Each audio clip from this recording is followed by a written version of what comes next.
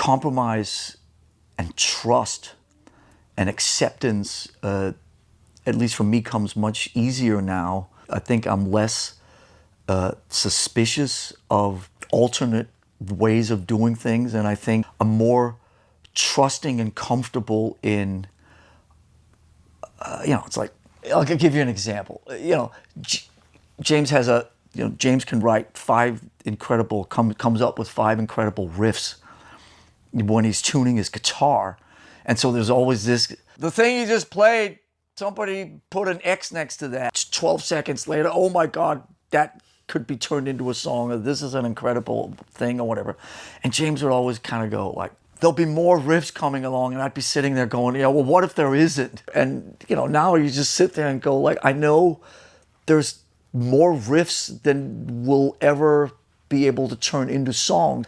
Between Kirk, Rob, and James, there's enough material that we could turn into songs that then we have time left on this planet. So it's like, just calm down and just trust. Everything doesn't need to be a riff that's starred, and trust that you'll be okay. If it's not going to be this way, then it'll be that way, and maybe that's just as good. It may not be a vertical movement, but horizontal movement's also fine.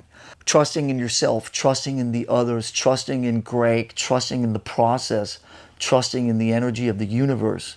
A comfort in that everything doesn't have to be perfect, at any given moment. It can just be the path forward is full of unexpected twists and turns that ultimately, and I'm not saying that you should relinquish control, and I'm not a great believer in surrendering the whole thing, because I do believe that records are the result of choices that you're making, and hopefully mostly conscious choices, but they're also often impulsive choices. It's about finding the balances. You don't want to get stuck overthinking everything, because that can also put you down a rabbit hole that's no fun to go down when you have your own studio and you don't necessarily have deadline, budgetary restrictions or whatever, you know what I mean? So there are some fine balances here. The headspaces, I feel, are, well, not just healthier places, but I think a much more